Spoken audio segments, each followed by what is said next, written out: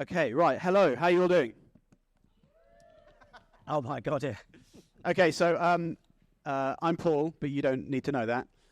Thanks for coming along. So what we're doing today is similar to other events. If you've been to panels we've done before, we have 4 industry professionals here with us today, and we're going to talk for about 45 minutes to an hour. There'll be the time at the end for questions, and I've heard that the questions might go both ways, i.e. there might be questions for you as well as questions for us.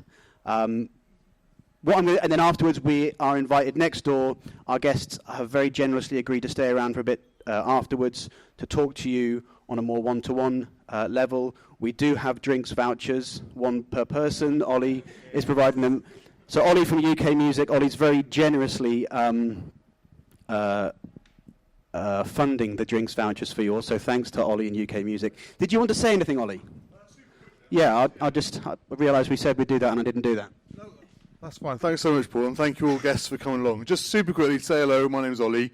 Courtney's here as well, my colleague who's working for UK Music, just started. Just say hi. Here are the drinks vouchers, so the chap who shouted out earlier, don't panic, they are here.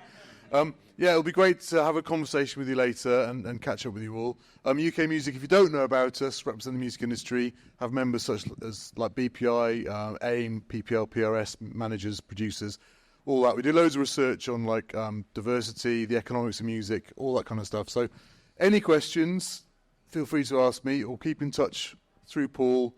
Very happy to help with student research projects, that kind of thing as well. So keep in touch and get to know all our members as you go through your journey.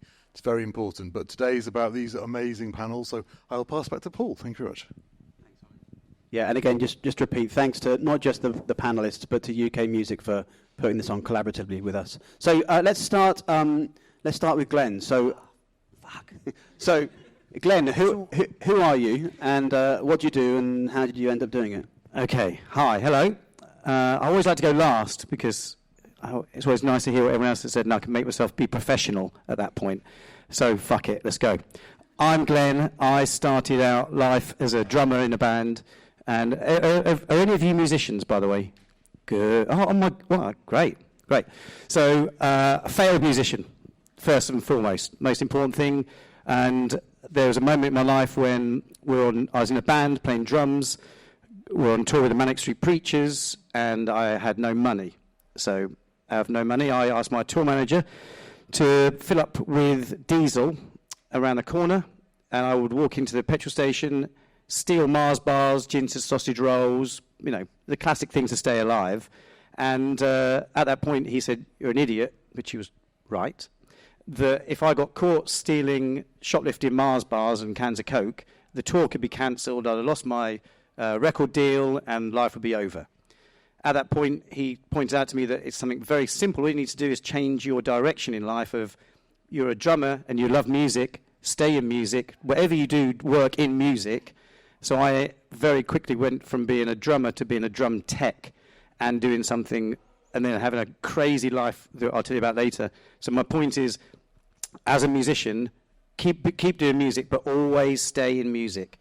Whatever you do, if you get asked to do other jobs, try not to when you can, because anything you do in music, whether you sell T-shirts or you sell pints of beer in the venue, you're more likely to meet somebody than anything else. Does that make sense?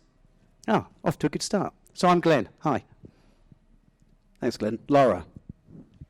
Hi, everybody. It's very surreal being back here because I studied here a very long time ago now, like 20 years ago. And it's weird because this room, except for the ceiling plants, is exactly the same. And yeah, had a lot of nights out here back in the day. But the rest of the town seems to have been rebuilt, and it's completely confusing trying to walk around it. So yeah, I did my degree here, and I then went to work for AIM, the Association of Independent Music, which is a UK music member, the organisation that looks after independent labels in the UK. I started off there in a sort of entry-level position, and by the time I finished 13 years later, I was the marketing and events director, and I was on the AIM board. I created the AIM Awards, which you may or may not have heard of, and lots of other things as well. And then I started my own business for a couple of years, consulting on mainly events for BBC Introducing, on the Great Escape Festival, lots of other different music industry events. And then I went into publishing, which was a bit of a curveball. And for 4 years, I worked for Song Trust and Downtown Music Publishing in business development, so signing deals with labels, publishers and songwriters.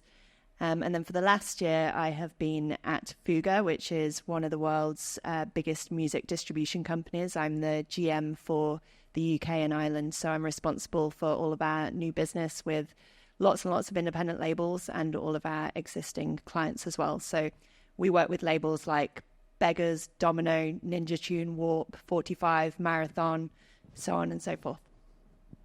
Amazing. Thanks, Lara. I'm Paul, and I'm also a failed musician. Leah. Hi, I'm Leah. I also studied here, and to completely freak you out, I met my husband in this very room. So it can happen, guys. So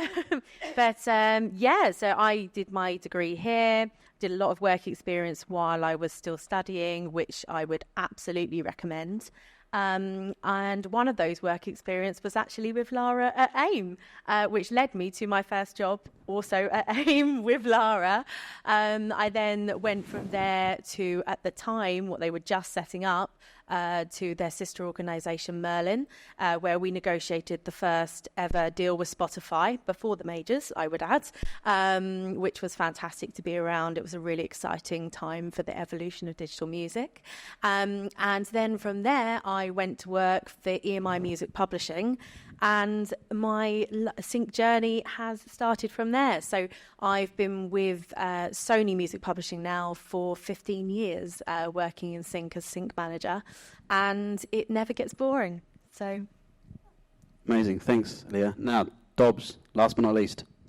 Hello, everyone. My name is Dobromir. Everyone calls me Dobbs. Some of you know me because I teach you. I also started as a musician. I'm still a musician, but so it's still not at the point of failed musician, but it's getting there. I started with playing guitar and singing, and when I was in Bulgaria, when I was 11, was the first time I went in a studio in my hometown, and when I entered, I just realized I didn't really want to be a musician. I was fascinated by the studio, so I bought a little mixer and a microphone, and I started producing in my bedroom and learning about it. And then throughout the years as a teenager, I started working on projects in Bulgaria in bigger studios and smaller studios, just off and on. And then in 2018, I moved to UK, studied in here, audio and music production. And then since I've graduated, I work in London in a couple of studios. The main one that I work at right now is called The Recording Studio London. It's the best SEO they can have. When you search it on Google, it comes before Abbey Road sometimes. But yeah, I work there as a producer and mixing engineer mostly, but also I have songwriting sessions, so you never know what is going to go through the door. Last week I was doing a McDonald's sync, so you just never know what you're doing on a session. And then I also work on my own projects at my studio. And then I've got a band called Mania, which I sing in. So it's a bit of everything, but it all revolves around music and producing. That's it. Thank you. Thanks, Dobbs. General question to everyone. What is a typical working week like for you? Lara. Okay. Well, I've been in distribution now for coming on to a year, and I had never worked in distribution before, and I am the GM of a global distribution company in the UK. So it's kind of terrifying, actually, because I still don't know what I'm doing. But they're letting me do it. So generally, a normal week involves a lot of client meetings, so speaking to labels about their releases that they have coming up and any kind of issues that they have. There's a lot of I find quite boring aspects to distribution, which is around the tech and the product and making sure that songs are live and that, all the sort of technicalities of that are dealt with. And then there's what I find the more fun and interesting side of distribution, which is signing deals with labels and artists, working out, what size of advance to give to them. So we're signing a new label or a new artist to our distribution company. generally they're looking for an advance when you do a deal like that. How much are you going to give them? So there's a lot of sort of financial analysis that goes into the job. And there's also a lot of legal work as well. So contractual back and forth, negotiation, that side of things. So you kind of have to be good at maths. You have to be good at law, all these things that I have absolutely no qualification or background in, but that I do at a really scary level. So yeah, I mean, how do you manage to do that? Like, what's the trick? Watching and learning. I mean, I think obviously going back to education, it really does help that I have, the basic understanding from years and years ago of copyright law and how rights work, because this is a rights business. It's a rights business. It's a metadata business. There's a lot of kind of boring underlying principles that you really have to get your head around. And then, just learning from colleagues. There's never really any training in the music industry. You just kind of pick things up from the people around you who've been doing it longer. But really my day is tons of Google Meets calls, lots of spreadsheets and lots of emails. So it could really be anything. Thanks, Lara. Very creative, sorry. No, that's because I have a terrible short-term memory. Can you remind me to talk about self-employment versus employment later on? Glenn, what's a normal week like for you when you're not talking to a bunch of I was people? just thinking, I don't have a normal week. Okay, so, and also, what do I do? I forgot. I didn't even tell you what I do. No, you didn't. I forgot. Just told you I was a failed musician. So, hi, I'm Glenn again, and so I managed a band called Muse for 16 years, and I have a recording studio business, a rehearsal studio business. I run a charity helping young people get into the music industry, and I manage some other bands and artists. So my week this week, you'll like this, I have an act called Tricky. I'm doing Tricky, Craig David and Ella Henderson at the moment, and doing their production bits and pieces. Tricky, I don't know if you know him, he's a very, very creative 90s producer, record maker, and a tricky by name, tricky by nature chap. And on the first date of the tour in Paris on, what day is it today? Wednesday. So on Sunday night, first night of the tour, the drummer walks away. So know that we've got a tour date for the rest of the year, and the drummer's the musical director. I had to think very quickly, find another drummer, deal with the fact that he walked off, and it feels that he was, he needs to be paid for the rest of the year. I dealt with the logistics of obviously making sure that all works okay, dealing with the artist's temperament, which, as you know, artists are quite difficult, and at the same time doing that, I've got problems in our rehearsal studio. Someone will make a complaint that the air conditioning doesn't work, so I'll make sure that the air conditioning works. So I think touring and the live side of the industry is what I specialise in. So if any of you got any questions about the live side, I'm your guy. Is that right? Am I the guy? Yeah. About live, but everything, all smart stuff, those guys. Just a quick question on that. So do you still, quote unquote, go on the road? No. but what I say no, but I've got to cover.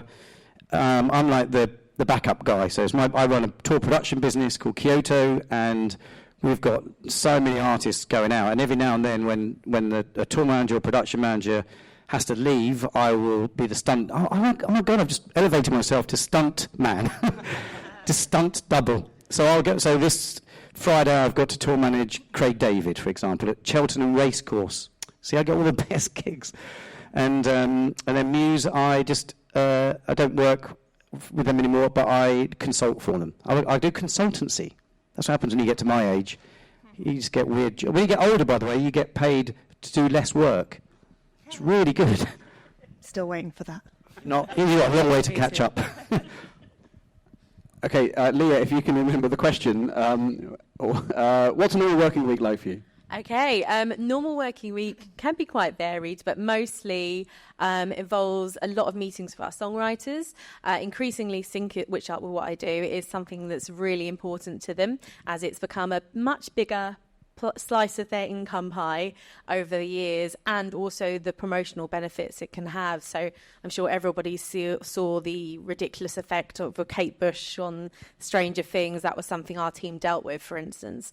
So the songwriters, go back 10 years, weren't so interested in meeting us. Now they want to see us a lot. So we regularly have meetings with our artists to find out what they're doing, what releases they've got coming out, and how we can best help them with those. Aside from that, we also meet with our sync clients a lot.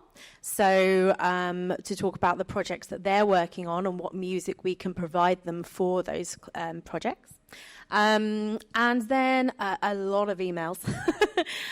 We negotiate everything. There has to be an email chain to every negotiation we do. So there's two sides of it for Sync. Firstly, it's the creative side. We all sit across both sides. So we will pitch music to particular scenes and try and find fits within our songwriters' catalogue for the best music that could fit that that atmosphere for what's being tried to created in that program.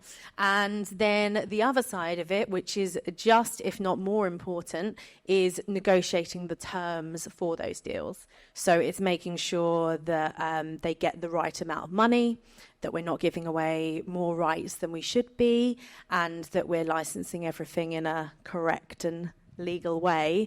So as Lara said, also a lot of pretending to be lawyers when we're not lawyers, and also a lot of maths as well, working out how much we're charging versus percentages of what we own versus percentages of what we have worldwide.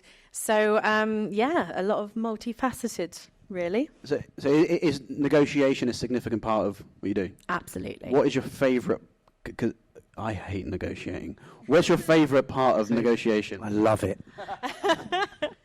I don't think I'd class myself as a natural negotiator. I think it helps that we have a very strong catalogue to stand behind, and sometimes that's quite easy to negotiate on behalf itself. And that's probably the favourite instance where it's just like, well, it's Stevie Wonder, so if you want it, pay. And that's it. So it's quite nice when you can be in that position sometimes.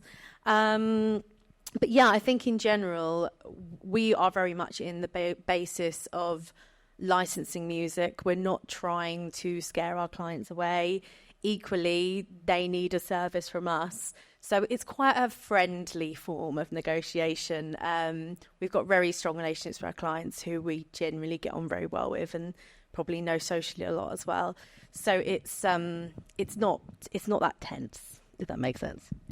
Thanks, Leah. Can I just add something? Yeah. On negotiation, if anyone is interested, there's a great book called Do Deal by Richard someone, who is Glastonbury's lawyer. I forget his surname, but it's all about like how he approaches negotiation, like for Glastonbury and all of the artists and stuff that he worked with. And I read that last week, and it's a really good book. And it is all about how it's not about winning a negotiation; it's about setting yourself up for the best possible relationship.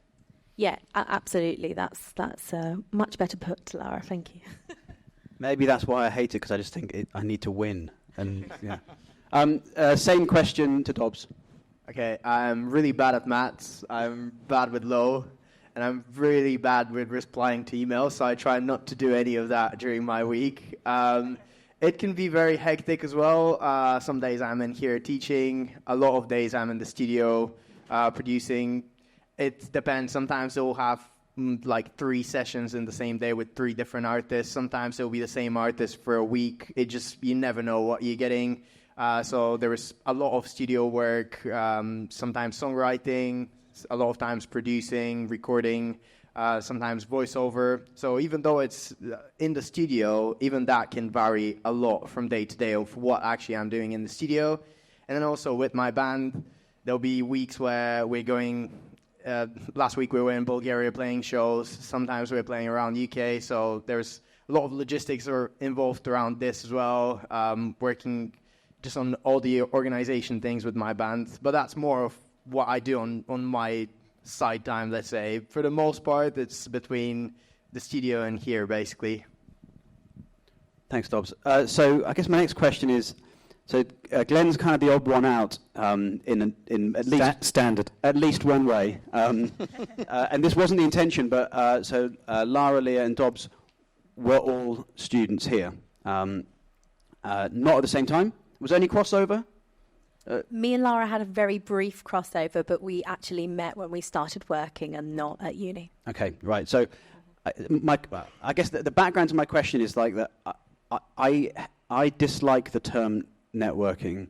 I also dislike the idea of networking, of it being something that you aren't doing now, but then you're off to go and do a bit of networking. It's a bit like asking someone outside of the pub for a fight. It's like you're so angry with them, but you've got the time to just leave the pub and go for a fight. Networking is like the idea of going to do it. It seems strange, but it is something that is always happening because the music industry is a network. So it is something that is always happening. So my question is really about those of you that were students here. Sorry, Glenn.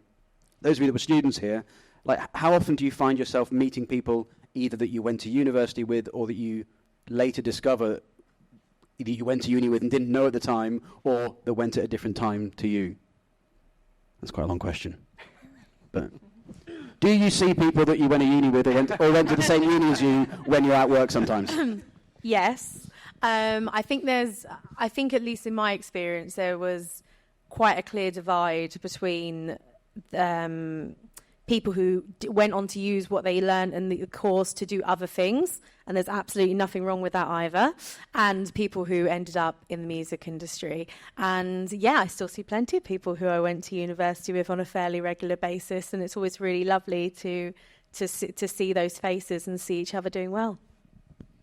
Excellent, thanks. Yeah, I think there's quite a lot of us all over the industry, and you don't always necessarily know because, you sit down in a business meeting with someone and you don't go, where did you go to uni? But then you might see it on like LinkedIn or whatever and be like, oh, okay, we went to the same uni. But yeah, all over the place. I mean, there are PR people I deal with who I know went here. There are people in labels that I know went here. Yeah, there's quite a lot. My bandmate is from here. So with Luke, I met in the university. Here we're in the same band now. I've met quite a few people in here where we've worked on separate projects together at one point or another, but there has been quite a few people. Even Sean, that is behind the camera right now, he is a good friend of mine from uni. So yeah, I do meet on a regular basis a lot of people that studied in here. And thanks. And I guess going back to sort of the idea of networking, this is like open to everyone. Like, is it something that you feel? Is it something that you know you're doing when you're doing it, or is it something that that you just realise is part of the job, if indeed you think it is part of the job, or is it just something that's just happening like breathing? Yeah, I hate the term networking. I've never knowingly networked in my life, like intentionally. I've never intentionally networked, but I'm quite introverted in some ways, quite shy, but the music industry obviously involves a lot of social occasions, a lot of drinks, a lot of gigs, a lot of festivals, all the above, and so yeah, you do end up kind of out socializing really. There's no real line between what's work and what's social. All of my friends are music industry people, and that in itself has kind of translated into a network. And I think now actually, like, the reason I was able to get a job in publishing a few years ago, having never worked in publishing, and now as a GM of a distribution company, having never worked in distribution, is because of the value of my network and all of the people I know at labels and across the industry, because the companies that have hired me want me to do business with those people. But I never kind of went out and, with my little list, like, oh, I'm going to meet this person and that person. I just got drunk with everyone. And 10 years later, it carried some weight. I couldn't agree more. The number one rule I think all five of us will tell you is don't be a dick.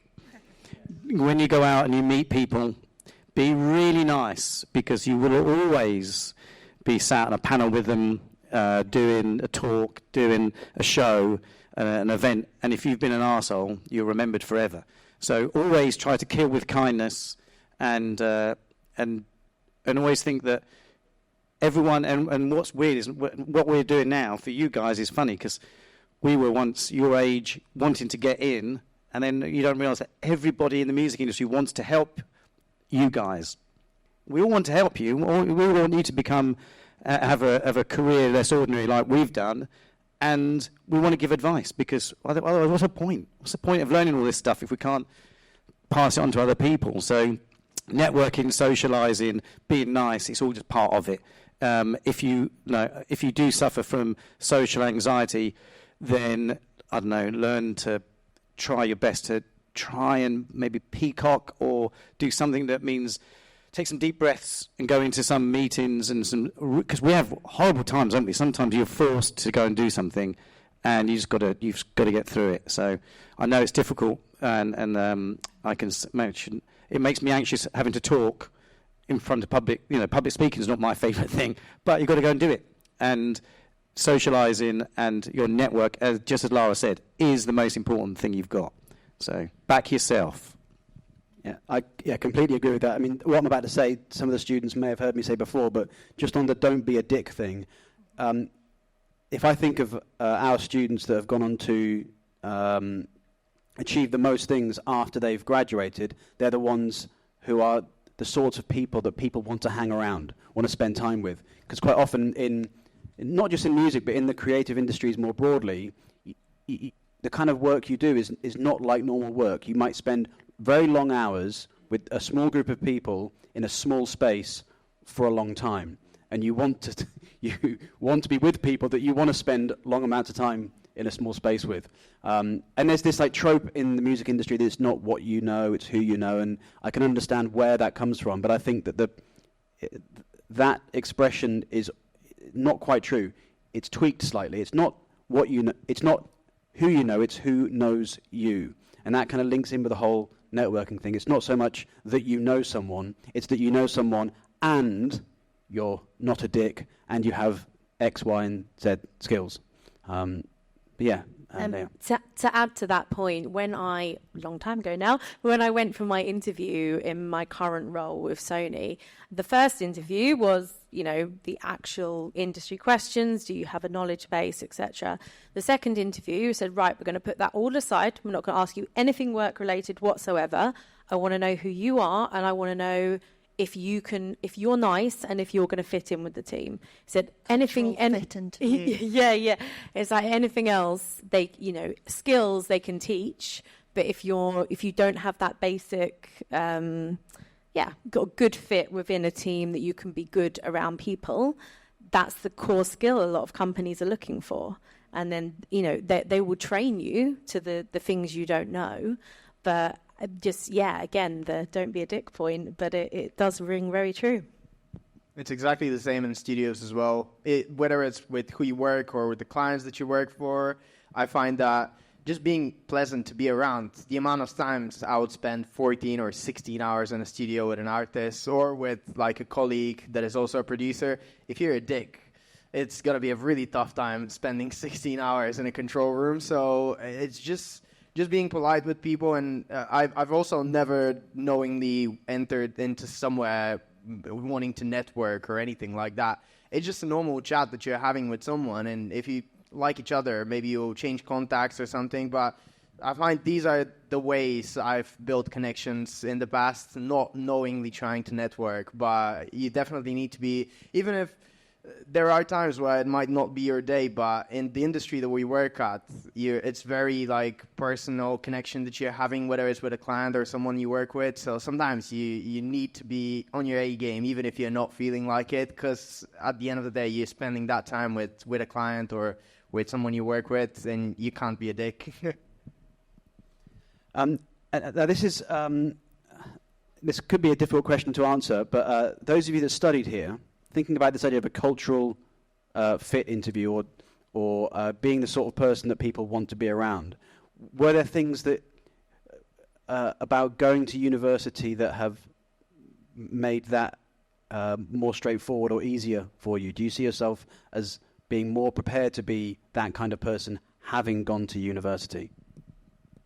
I think that's the case. I think I was really fortunate when I was here to meet a really great, very diverse, vast group of people. And I think that's one of the great things. It exposes you to different viewpoints, different people all have the same passion of music. And even just within each other, you're learning to socialise and learning those skills. So yeah, absolutely, I think it makes difference.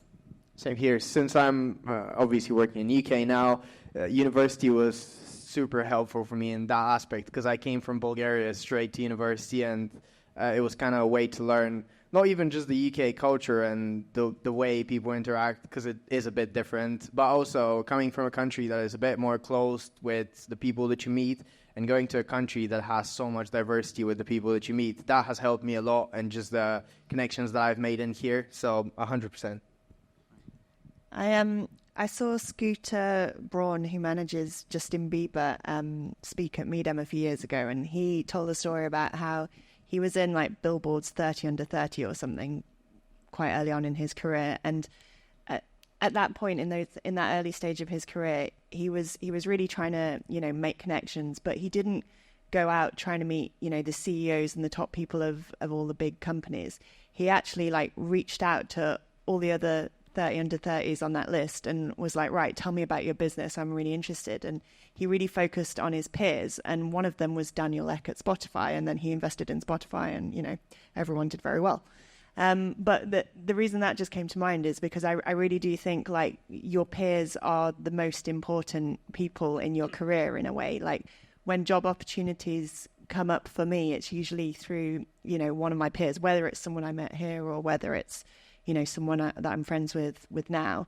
And that's kind of how it works. So I think, look around you, and the people sat around you today, can have an impact on your career for years to come. Great, thanks, Lara. I want to ask a question about employment versus self-employment. So, Glenn, I've never had a job. That was going to be my question. Have you ever had a job? No, I'm 50 and I've never, ever had a job. I've never made a CV. That's embarrassing, isn't it? You're lucky. It's annoying. I think it's impressive, yeah. I'm not. Nothing's impressive. I've never done a job. So, was that a conscious choice for you not to want to ever? Yeah. Wow. Weirdly, yeah. I remember saying to because I'm really old. Back in my day, they had things called careers advisors at school, and I said to my career advisor, "There's two things I don't want to do. Number one, I'm not going to do anything that means I'll wear a tie ever again." And so I turned the tie upside down and said, "It's just a fucking noose." So I knew that a job that means you have to wear a tie is a shit job. And then I said, "I'm also not going to tuck my shirt in." And that was it. That was my. They were the only two things I cared about. Was I wasn't going to tuck my shirt in and wear a tie. And apart from that, I only wanted to do music, and I've only ever worked in music, so I'm very lucky. And yeah, that's. Do you think under like the right, given that you are, you've been working for some time now, do you think you could ever be employed? Fuck no. What if they said in the contract, no tie and tucked out shirt? No. I consult. I do lots. I've been consulting for Madison Square Gardens, building that venue in London, the Sphere, for 5 years, and they asked me once to wear a shirt, so I definitely did not wear a shirt. So just to make sure that, in fact, I got told when Muse did the Grammys, they wouldn't let me on the red carpet with the band because I wasn't wearing a tie. And I said, I didn't wear a tie to my fucking wedding. I'm not going to wear a tie to walk down the fucking red yellow brick road, isn't it? Red road. And they were shocked because Americans don't like confrontation. And I still walked down the red carpet with no tie on. So you can be a dick, but I was being a nice dick. So Lara, last time I saw you, I think you'd come here to give a talk about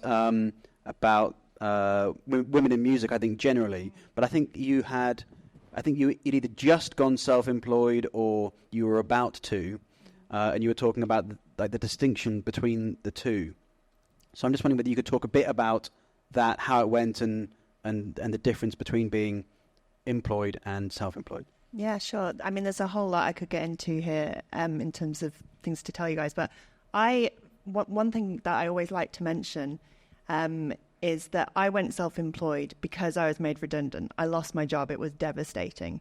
And all of that happened actually because I reported someone for sexual harassment. So it was a pretty awful set of circumstances. But there was this perception of me in the music industry, I think because I used to write some articles and tweet a lot and stuff. People kind of thought I was doing really well. And when I started my business, everyone was like, brilliant, congratulations. I was like, actually, I just lost my fucking job. I always want to mention that when I speak to kind of people coming into the industry, because it kind of, at some point, seems to happen to everyone. It's, redundancies, especially right now, Spotify, Universal, like a lot of the big companies are making redundancies. So it's a bit of a minefield. Anyway, going off on a tangent. So I started my own business because I didn't know what else to do. And consulted for The Great Escape, consulted for the MMF, the Musicians Union. BBC Introducing was my biggest client, which was amazing. And it's very different. When you are employed, you have a steady paycheck. You know how much you're going to earn each month. You don't have to hopefully chase anyone to actually give you that money. It just happens. You get a pension, which you guys probably don't care about now. I didn't care about. Does matter. You get all sorts of kind of perks and stuff, but also, you work for the man, or hopefully maybe sometimes the lady. And you don't have the flexibility. You're not kind of in charge of your own destiny, So I loved being self-employed for the 2 years that I was, and I hope that I will be eventually again. I love being able to kind of pick my own clients, and everything that you achieve when you're self-employed just kind of feels bigger because, it's your business and you did it. But yeah, it's difficult, chasing people to pay you. Also, I was working mainly on events, so I was really busy. Events is a lot of hard work, live music, conferences, award shows, etc. So much work, but you've also got to be having meetings to try and line up the next project and the next client and the next and the next and the next. It's quite intense. It's not for everyone, but then neither is, being employed. So it's a case of kind of working out what your personality type is and where you want to go and what you want to achieve. But yeah, I've enjoyed both sides of it. There's pros and cons. Thanks, Lara. Now, Leah, you are employed currently. I am. And is that like mostly what you've done since leaving university? It is. I've never been self-employed, actually. I've always worked for the man or the lady. But that's, I guess what Lara said, that you choose which route is right for you. And that was the route that was right for me. But I have the utmost respect for the absolute opposite route as well. Unemployables. Yeah. No, it's just a choice. But it's worked out very well for me. I've had a great time for all of the companies I've worked for. That was going to be my question. Like, so how many different companies have you worked for? 4. But I have spent the biggest part of my career with my current employer. I was saying to Courtney from UK Music before, actually, that I think we're very fortunate at Sony that it's a very good atmosphere and a very good employer.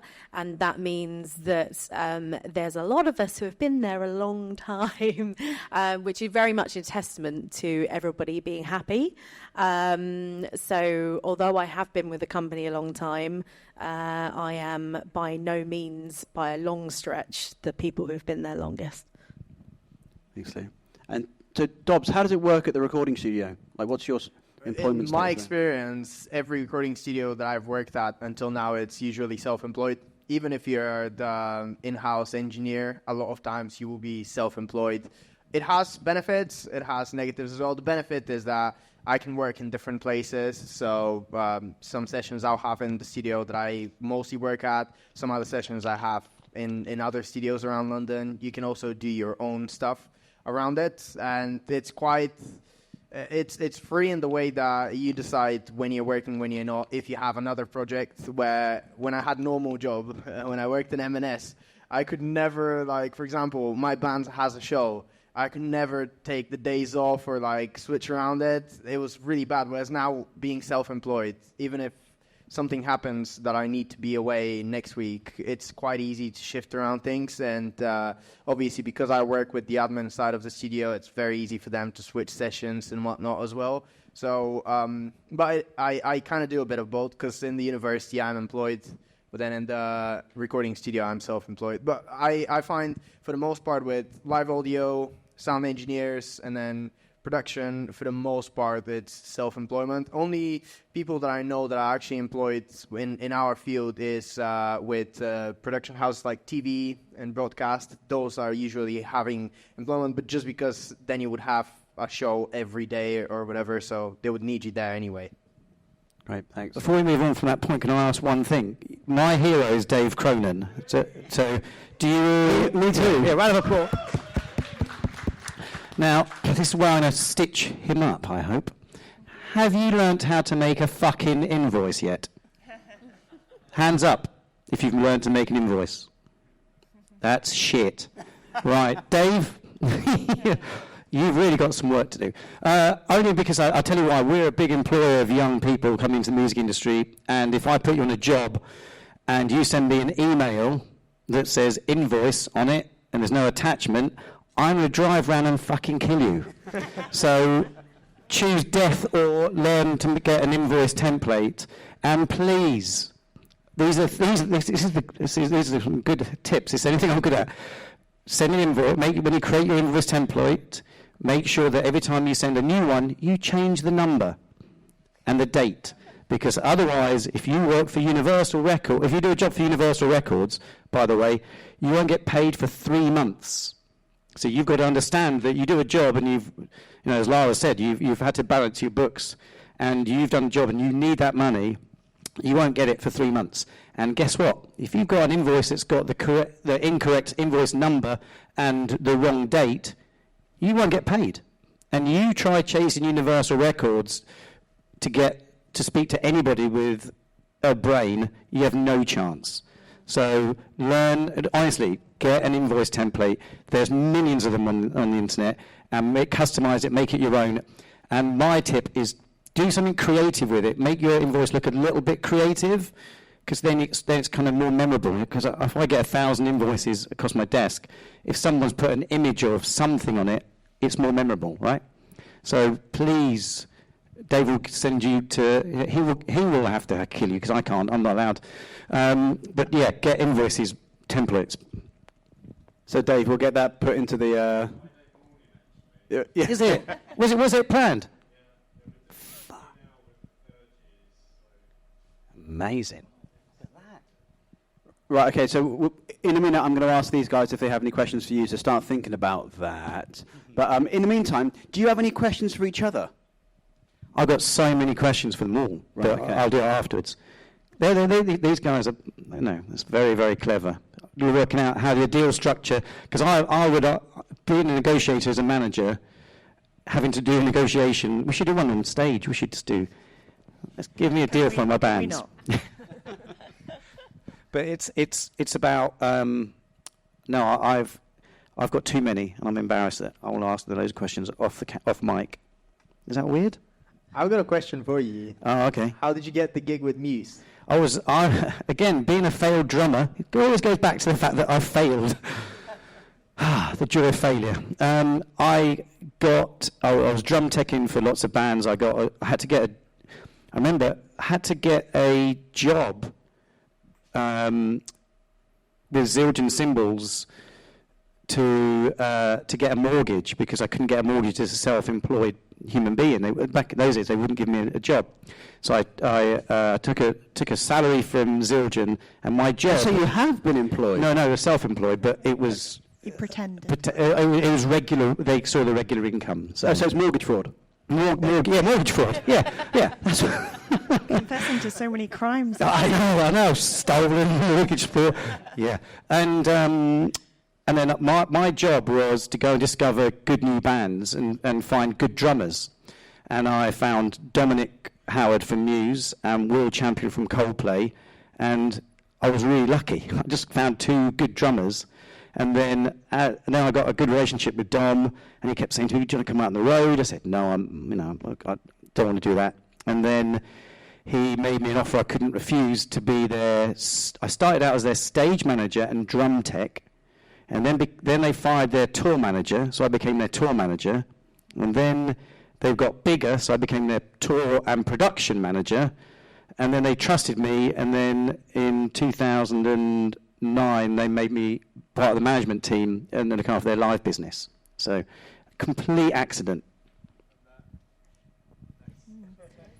Yeah, one thing I'm interested to know about you guys is, do you have any kind of, whether formal or informal, any sort of mentors or people who kind of, has helped you in your career? Because one of the things I was reflecting on coming back here was that I came to an event exactly like this, where when I was here, where there was a woman called Remy Harris speaking on the panel. She was at AIM at the time. And I went up to her afterwards, and then I wrote to her later asking just for like work experience. Went in to see her, complete confusion, because at the end of sitting down with her for an hour, she was like, so do you want the job? And I was like, wait, what job? And then I worked at AIM for 13 years. But Remy was like really instrumental in my career. And she now actually is a music business coach. She runs a leadership program that's amazing, that's specially targeted at women in music. So that meeting at one of these with Remy was like, I still go to her for advice. She's been amazing. So I wondered, what about you guys? Is the people that have been kind of, been that person for you? Well, Remy was also that person for me, because I started out working at AIM, but I think you were as well, to be honest, Lara, because Lara graduated a couple of years before me, and having done the course here, she reached back out to the students here, who I was at the time, to do work experience, and that was my route into the industry, and that was how I ended up with my first job at AIM and onwards. So yes, I didn't set that up for you to say that. It kind of looks like I did now. Thank you. For me, it's probably been mostly in the studio that I currently work at. The in-house engineer that was in there, and one of the owners. They've helped me a lot, because let's say the way you learn it in here, the way you learn being in a studio, it's obviously great, but it's not fully what a commercial studio is. So when you step in a commercial studio, there can be quite a bit of differences from your learning experience in here. So they help me out very quickly, pick up how you work with people, because that's the thing. Technique-wise, you can have as many skills as you want, but until you actually start working with people and knowing how to work with people, I find this is the most important thing as a producer, just being able to work with people. So they have been very instrumental for me. But also, throughout my teenage years, when I started learning audio and being interested in, I've had a lot of people that I haven't necessarily known or met in person, but I've had mentors, as in people that I looked at for being very successful at it, or favorite producers that I've had, such as David Bendett, people that have made records that I've loved since being really young. And they were people that in a way have helped me out progress in my career, even though I've never met them, but just following what they have done and learning from the things that they have done on specific records has really helped me. Mine are all dead. Did you kill them? Okay. This is murder confession. The third thing, yeah, done for murder as well. Yeah, there's no invoice number, so I had to kill him. My funny enough, like Dobbs was saying, my bandmate, Joe Sanchez, him and I were in bands together, failing together. I started my tour production business, discovered my journey with Muse, and he went to America, and he started a company called 1826, which is now the biggest tour production company in America. So he's kind of my hero, and he was a singer. He was a shit singer as well. So he ruined my music career, but now he's my production guy and still one of my best friends. So all these people you're sat next to, you have no idea where you're going, and depend on each other and look to each other for help, and always help each other out, because it will, this is the gene pool you want to be in. So you'll start your own business together. So I implore that. I've got a question, by the way, for them. I wanted to, desperate to ask now in front of everybody. Do you know what music supervisors are?